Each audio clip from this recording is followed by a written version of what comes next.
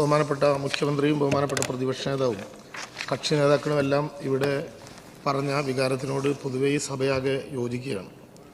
Sir, വയനാട്ടിലെ ചൂരൽമലയിലുണ്ടായ ദുരന്തം ഇവിടെ എല്ലാവരും സംസാരിക്കുമ്പോൾ ചിലരെങ്കിലും വയനാട് എന്ന പദപ്രയോഗം നടത്തുമ്പോൾ ചൂരൽമല എന്നതിലേക്ക് കേന്ദ്രീകരിക്കണം എന്നാണ് ആദ്യം അറിയിക്കാനുള്ള അഭ്യർത്ഥന. കാരണം വയനാട് എന്ന് തുടർച്ചയായിട്ടുള്ള പ്രയോഗങ്ങൾ വയനാട്ടിലേക്ക് ആളുകൾ എത്തുന്നതിൽ പോലും പ്രയാസമുണ്ടാകുന്നു എന്ന പൊതുസമൂഹത്തിൻ്റെ അഭ്യർത്ഥന കൂടി കണക്കിലെടുത്തുകൊണ്ട് ചൂരൽമലയിലുണ്ടായ ദുരന്തം നമുക്കൊന്നും ചിന്തിക്കാൻ പോലും കഴിയുന്നതിനേക്കാൾ ഭീകരമാണ്. സാർ, ബഹുമാനപ്പെട്ട പ്രധാനമന്ത്രിയും മുഖ്യമന്ത്രിയും പ്രതിപക്ഷ നേതാവും കേരളത്തിൽ എത്തിച്ചേരാവുന്ന മറ്റ് സംസ്ഥാനങ്ങളിൽ നിന്നുള്ള കക്ഷി നേതാക്കൾ ഉൾപ്പെടെ എത്തിച്ചേർന്ന് എല്ലാവിധത്തിലുള്ള സഹായങ്ങൾക്കും പിന്തുണ പ്രഖ്യാപിച്ചതാണെങ്കിലും ആ ദുരന്തത്തിൻ്റെ ഓർമ്മകൾ ഇന്നും അവിടെ പൂർണ്ണമായി ചെന്ന് നിന്നവരുടെയൊക്കെ മനസ്സിൽ അതിഭീകരമായിട്ടുള്ളൊരു അനുഭവമായി വല്ലാതെ നമ്മളെ തുടർച്ചയായി ആക്രമിച്ചുകൊണ്ടിരിക്കുന്ന ഒരു വികാരമായി നിലനിൽക്കുകയാണ്. നമുക്ക് ചൂരൽമലയിലെ മനുഷ്യരെ തിരിച്ചു കൊണ്ടുവരിക എന്ന പ്രയത്നം ഇതിലവസാനിക്കുന്നതേ അല്ല. നേരത്തെ ബഹുമാനപ്പെട്ട MLA സൂചിപ്പിച്ചതുപോലെ അവരെ മനസ്സുകൊണ്ട് പഴയ കാലത്തിലേക്ക് തിരിച്ചു കൊണ്ടുവരാൻ വലിയ പ്രയാസങ്ങൾ ഉണ്ടാകേണ്ടി വരും. മരണപ്പെട്ടവരെക്കാൾ ജീവിച്ചിരിക്കുന്നവരുടെ മനസ്സിൽ നേരിട്ട് നിന്ന് ആ മരണം പൂർണ്ണമായി കണ്ടതിൻ്റെ അതിഭീകരമായിട്ടുള്ള അനുഭവങ്ങൾ അവരിപ്പോഴും വിവരിക്കുമ്പോൾ എല്ലാവിധത്തിലും ആരോഗ്യവകുപ്പിൻ്റെ നേതൃത്വത്തിൽ കൗൺസിലേഴ്സിനെ ഉൾപ്പെടെ അണിനിരത്തിക്കൊണ്ട് വലിയ പ്രയത്നങ്ങൾ നമ്മൾ നടത്തുമ്പോഴും നമ്മളെല്ലാം ഇനിയും അവരുടെ കൂട്ടത്തിൽ നിൽക്കണം എന്നുള്ളതാണ് ഏറ്റവും പ്രധാനപ്പെട്ട പ്രശ്നം. ചൂരൽമലയിൽ ഈ ദുരന്തമുണ്ടായപ്പോൾ മുണ്ടക്കയിലും പുഞ്ചിരിമുറ്റത്തും അട്ടാമലയിലും ആറാമലയിലും ഒക്കെ ജീവിച്ചിരിക്കുന്ന മനുഷ്യനെ ജൂലൈ 30 വൈകുന്നേരത്തിനുള്ളിൽ തിരിച്ചെത്തിച്ചു എന്നുള്ളത് ഒരു വലിയ വിജയമാണെങ്കിലും അവിടെ തുടർന്ന് ആളുകളെ കണ്ടെത്താനും മൃതദേഹങ്ങൾ മാത്രമല്ല മൃതദേഹ അവശിഷ്ടങ്ങൾ പോലും കണ്ടെത്താനും നമ്മുടെ മുമ്പിലേക്ക് പോലീസും ഫയർഫോഴ്സും മുതൽ പട്ടാളം വരെയുള്ള 18 സൈന്യ വിഭാഗങ്ങളും അതിനേക്കാൾ ഉപരിയായി യഥാർത്ഥത്തിലൊരു ദുരന്തം ഉണ്ടാകുമ്പോൾ എങ്ങനെയാണ് സ്കൂളിൽ വരെ പോകാത്തവൻ ശാസ്ത്രജ്ഞനായി മാറി ഈ പ്രവർത്തനങ്ങളിൽ ഏർപ്പെടുക എന്ന് നമ്മളെ ബോധ്യപ്പെടുത്തിയ മലയാളിയുടെ ആർജവും ആ രക്ഷാപ്രവർത്തനങ്ങളിൽ ഏറ്റവും പ്രധാനപ്പെട്ട ഘടകമായി മാറി എന്നിവിടെ സൂചിപ്പിക്കേണ്ടതുണ്ട്. സാർ, യഥാർത്ഥത്തിൽ ഗംഗയുടെ തീരത്ത് പ്രളയമുണ്ടായപ്പോൾ 10,000-കണക്കിന് മനുഷ്യ ശരീരങ്ങളും അതിൻ്റെ ഭാഗങ്ങളും JCB കൊണ്ട് കുഴികുത്തി JCB കൊണ്ട് ആ മൃതശരീര അവശിഷ്ടങ്ങൾ അതിലേക്ക് സമർപ്പിച്ച് ഒരുമിച്ചിട്ട് മൂടുന്ന കാഴ്ച കണ്ട് മരവിച്ച മനസ്സോടെ നിൽക്കുന്ന ഇന്ത്യയുടെ മുമ്പിൽ മരണപ്പെട്ടവരെ തിരിച്ചറിയാത്ത ഏതാണ്ട് വലിയ ഒരു നമ്പർ വരുന്ന മൃതശരീരങ്ങളും അവശിഷ്ടങ്ങളും രാഷ്ട്രീയത്തിനും ജാതിക്കും ഒക്കെ അതീതമായി ചെറുപ്പക്കാരായ മനുഷ്യർ എല്ലാ ബഹുമാനങ്ങളോടും കൂടി DNA ടെസ്റ്റ് എഴുതി രേഖപ്പെടുത്തി ഓരോ കുഴികളിലേക്കും സമർപ്പിക്കുന്ന കാഴ്ച ഒരുപക്ഷെ ലോകത്തിൻ്റെ മുമ്പിൽ ബൊറയിൽ നടപടികളിൽ കേരളം കാണിച്ച ലോകത്തിന് മുമ്പിലുള്ളൊരു വലിയ മാതൃകയായി മാറുകയാണ്. ഞാനതിൻ്റെ വിശദാംശങ്ങളിലേക്കൊന്നും പോകുന്നില്ല. സാർ, ആ ഘട്ടത്തിൽ തന്നെ പ്രാഥമികമായ സഹായങ്ങൾ മുതൽ എല്ലാം എത്തിക്കാൻ എല്ലാവരുടെയും സഹായത്തോടു കൂടി വലിയ ശ്രമമാണ് നടത്തിയത്.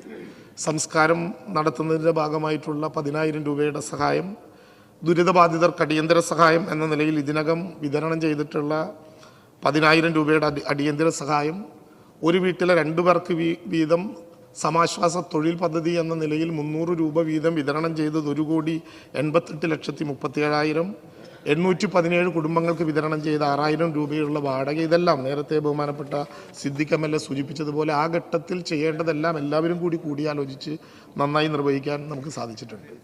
മേപ്പാടിക്ക് ചൂരൽമലയ്ക്ക് വേണ്ടി ചെയ്ത സഹായങ്ങളെല്ലാം വിലങ്ങാടും അതേ സമയത്ത് തന്നെ ചെയ്യാൻ മുഖ്യമന്ത്രിയുടെ നിർദ്ദേശപ്രകാരം സാധിച്ചിട്ടുമുണ്ട്. ഇവിടെ നമുക്കിടയിൽ ഈ ദുഃഖത്തിനിടയിൽ നിലനിൽക്കുന്ന ഒരു ആശങ്ക 2 മിനിറ്റ് കൊണ്ട് പറഞ്ഞ് ഞാൻ അവസാനിപ്പിക്കാം. അത് ദുരന്ത നിവാരണ പ്രവർത്തനങ്ങളെ തുടർന്ന് പുനരധിവാസ പ്രവർത്തനങ്ങൾക്ക് കാലതാമസം ഉണ്ടാകുമോ എന്ന ആശങ്കയാണ്. പരാതിയല്ല, ആശങ്കയാണ്. സ്വാഭാവികമായിട്ടും ഉണ്ടാകാൻ സാധ്യതയുള്ള ഒരു വിഷയമാണത്. കാരണം അത്രമേൽ മലയാളി ചൂരൽമലയിലെ ദുരന്തത്തിനോട് ഹൃദയം കൊണ്ട് ചേർന്ന് നിൽക്കുന്നു. ബഹുമാനപ്പെട്ട മുഖ്യമന്ത്രി സർവകക്ഷി യോഗത്തിൻ്റെ മുമ്പാകെ വെച്ച ഒരു സന്ദേശമായിരുന്നു ഒരു ടൗൺഷിപ്പ് അവിടെ സാധ്യമാക്കുക. ബഹുമാനപ്പെട്ട പ്രതിപക്ഷ നേതാവ് ഇവിടെ പറഞ്ഞതുപോലെ എല്ലാ അർത്ഥത്തിലുമുള്ള പിന്തുണയാണ് അദ്ദേഹവും പ്രതിപക്ഷവും വിവിധ കക്ഷി നേതാക്കളും അതിനുവേണ്ടി നൽകിയിട്ടുള്ളത്. പക്ഷേ വയനാട്ടിൽ ഭൂമി എടുക്കുമ്പോൾ പ്രതിപക്ഷ ഉപനേതാവ് ഇവിടെ സൂചിപ്പിച്ചതുപോലെ പലതരത്തിലുള്ള ഭൂമിയുടെ പ്രത്യേകതകളുള്ള ഒരു സ്ഥലമാണ്. ഭൂപരിഷ്കരണ നിയമത്തിൻ്റെ 81(3) പ്രകാരം എക്സെപ്ഷൻ ലഭിച്ച പ്ലാന്റേഷനുകളുണ്ട്. ലാൻഡ് റിസംപ്ഷൻ പ്രകാരം സ്വാതന്ത്ര്യത്തിന് മുമ്പ് ഉപയോഗിച്ചിരുന്നവർ കൈമാറിയത് ശരിയാണോ എന്ന പ്രശ്നത്തിൽ കോടതികളിൽ കേസ് നടക്കുന്ന സ്ഥലങ്ങളുണ്ട്. ഇതാണ് അധികവുമുള്ള ഭൂമികൾ.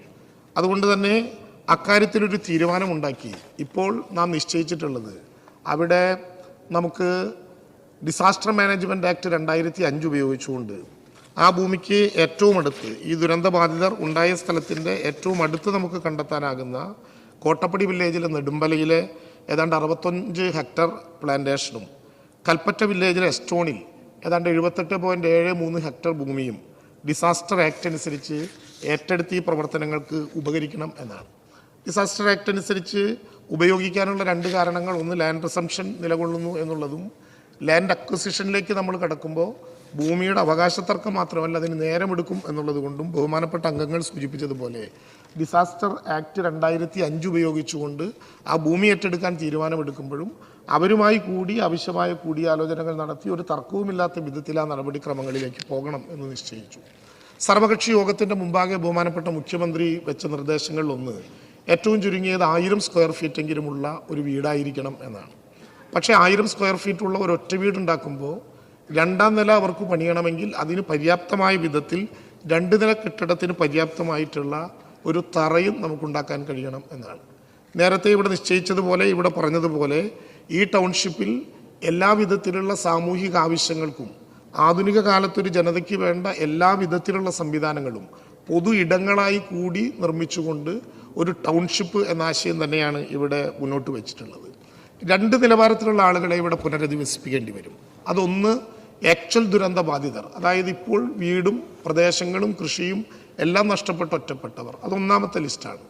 2 ബഹുമാനപ്പെട്ട പ്രതിപക്ഷ ഉപനേതാവും പ്രതിപക്ഷ നേതാവും ഇവിടെ സൂചിപ്പിച്ചതുപോലെ ജോൺ മത്തായിയുടെ നേതൃത്വത്തിൽ ഭൗമ്യശാസ്ത്ര പഠന സംഘം കണ്ടെത്തി നോട്ട് ടു ഗോ സോൺ എന്ന് പ്രഖ്യാപിച്ച വീടവിടെ ഉണ്ടെങ്കിലും നല്ലതാണെങ്കിലും കേടുപാടുകളൊന്നുമില്ലെങ്കിലും ഇനി അങ്ങോട്ട് പോകാൻ പറ്റില്ല എന്ന് നിശ്ചയിക്കപ്പെട്ട ആളുകൾ, ഇതിനെ 2-2ആയി തന്നെ ലിസ്റ്റ് ഉണ്ടാക്കി ആ ലിസ്റ്റിൽപ്പെടുന്ന ആദ്യത്തെ സമ്പൂർണ്ണമായി ദുരന്തത്തിൽ പെട്ട ആളുകളുടെ ലിസ്റ്റും അവിടേക്ക് പോകാൻ പറ്റാത്തവരുടെ ലിസ്റ്റും പ്രത്യേകമായി തയ്യാറാക്കി അത് ജനങ്ങളുടെ മുമ്പാകെ പ്രസിദ്ധീകരിച്ച് ആളുകൾക്കുള്ള ആക്ഷേപങ്ങളും അഭിപ്രായങ്ങളും കൂടി കേട്ട് ആ പ്രവർത്തനം ലിസ്റ്റായി പൂർത്തീകരിച്ചുകൊണ്ട് തന്നെ അതിലേക്ക് കിടക്കണം. ഒരു തർക്കവും ഇതിൻ്റെ പേരിൽ ഉണ്ടാകാൻ പാടില്ല എന്നുള്ളതാണ് അതിൽ ഏറ്റവും പ്രധാനപ്പെട്ട പ്രശ്നം.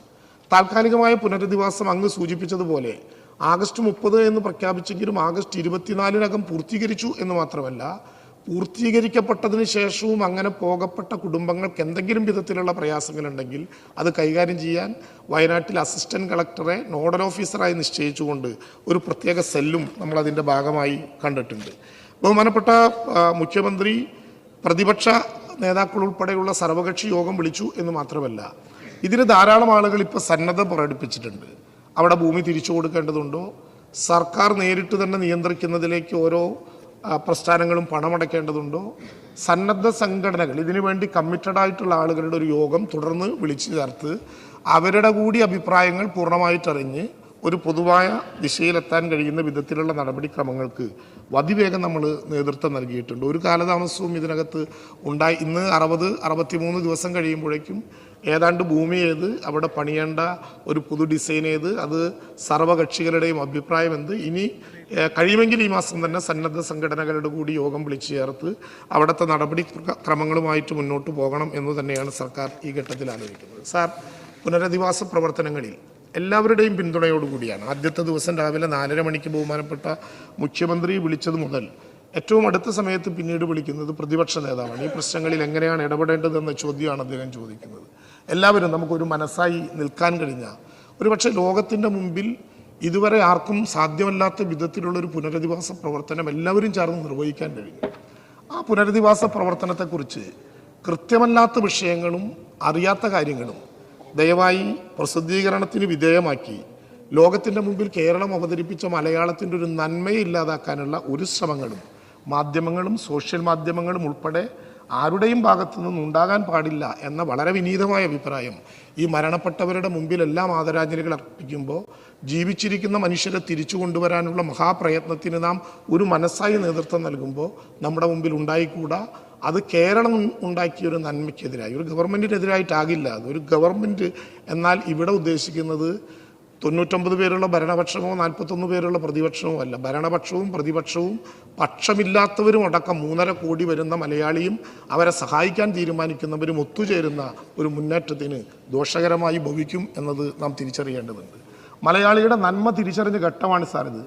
ജൂലൈ 30-ാം തീയതി ആസ്റ്റർ മെഡിസിറ്റിയിൽ മരണപ്പെട്ടവരുടെ മൃതശരീരങ്ങൾക്കിടയിലൂടെ അംഗഭംഗങ്ങൾ വന്നവരും തലേന്ന് രാത്രി കിടങ്ങുന്നിറങ്ങുന്ന നേരത്ത് ഒരുമിച്ചുണ്ടായവരെ കാണാതായി അന്വേഷിക്കുന്ന നടത്തുന്നവരുടെയും ഇടയിലൂടെ പോയപ്പോൾ ഒരു പെൺകുട്ടി, മന്ത്രി എന്ന നിലയിൽ നേരത്തെയും ഇതുവരെയും പരിചയമില്ലാത്ത ഒരു പെൺകുട്ടി ഒരു സന്ദേശം അയക്കുകയുണ്ടായി വാട്സപ്പിൽ. സാർ, ഈ സഭയിൽ അത് പറയണം എന്നെനിക്ക് തോന്നുന്നു. ആ സന്ദേശം 3 വരികളാണ്.